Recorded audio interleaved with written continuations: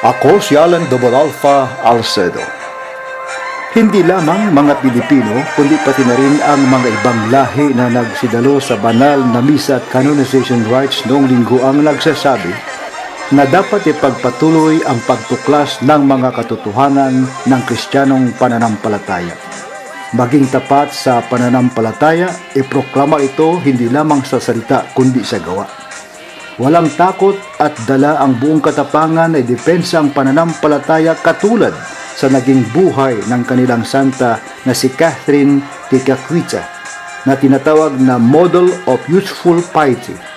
Si Saint Catherine ay taga-American continent na sa ngayong panahon ay tinatawag na State of New York.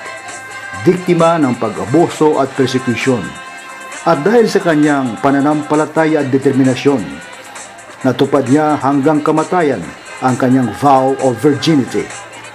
Ang damdamin ng mga deboto ni St. Catherine na nanggaling pa sa Nueva York na kung saan si St. Catherine ang patrona ng novitiate in the United States Servants of the Lord. Yes, Catherine. She's a convert and she's a convert and a consecrated virgin, and she's faithful. She's a faithful spouse of Christ. What is your personal feeling when the Pope announced her canonization? It was great, great, very good. And a message to our youth. Be holy. Okay, how about the message for you, for your co-sisters? For our sisters, be faithful. God bless. Okay, grazie. Thank you. Samantala, kahit may mga magkakaibang personalidad, paniniwala at ibang pangarap, sana dahil sa mga pagkakaibang ito ay magkasundo ang bawat isa at isabuhay ang tapat na pananampalataya.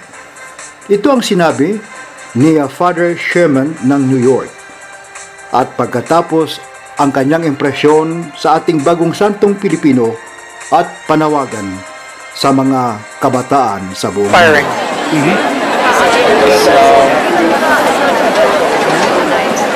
For you, Father, what can we learn from Pedro Calungsod, the Filipino saint, and all the saints? What is the message for you as a priest?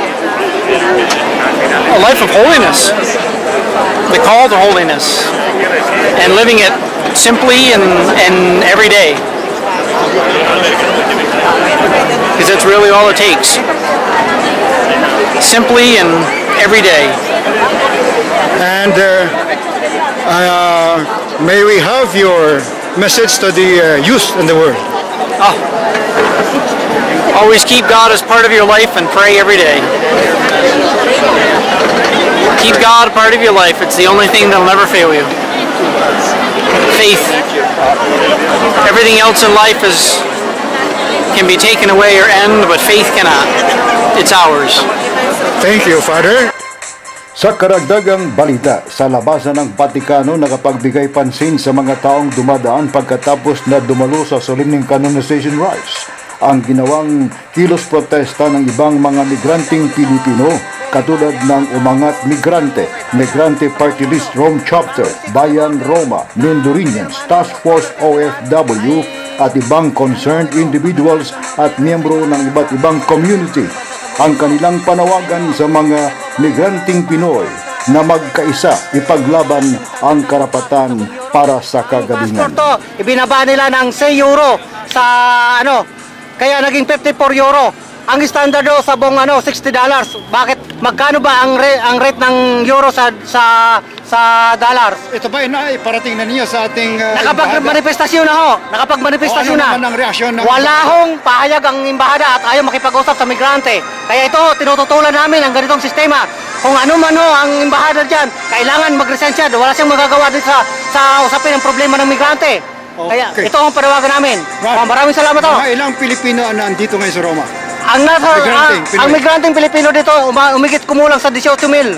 Sa Roma? Sa Roma lang ho. Sa buong Italia? Sa buong Italia. Ayon sa datos na nakarating sa amin nung nakaraang taon ay nasa 180,000.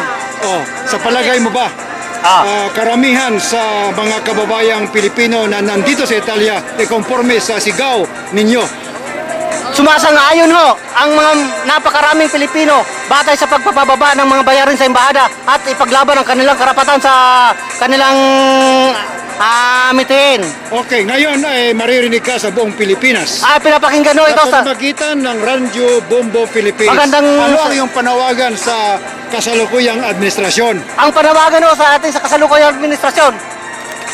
Ang kasalukuyang panawagan natin sa kasalukuyang administrasyon ay tulungan ang mga OFW dahil OFW ang bumubuhay sa ekonomiya ng ating bansa. 22 billion ang pinapasok natin sa kabanang bayan nating bansa pero nahirapan ang OFW hanggang sa kasalukuyan hindi pinakikinggan ang ating hinahin. Ang pangalan po ninyo? Ang pangalan ho namin, ang Migrante International, mga chapter kami dito, Roma. Sino po ang iyong pangalan? Ang pangalan ho namin dito ay Ikaw, ano ang pangalan mo? Ang pangalan mo? Tony po, Tony. Ano apelido? Losito, Taga saan po si Ginong Losito?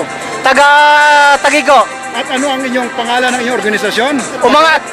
Umangat. Ano ibig sabihin ng umangat? Ugnayan ng mga gawang migrante tungo sa pagunlad. Ito po ba ay rekognisado? Nakarehistro ho yan dito sa Italia. Hindi lamang ilang sektor ng migranteng Pilipino ang nagsagawa ng kilos protesta noong linggo, kundi pati na rin ng ibang lahi na nais iparating ang kanilang mga hinaing sa kinauulan. Ang araw ding yun ay nakapagbigay ng kasayahan sa karamihang mga Pilipino. Katulad ng mga kapisnon, halos mga 300 na sila dito sa Roma na nagsama-sama sa karawan ng anak ng isa nilang kababayan at selebrasyon na rin ng pagpapasalamat na mayroon ng pangalawang santo na Bisaya, Santo Pedro na kanilang kababayan. Alan Alpha Alcedo, Balitang Roma Online.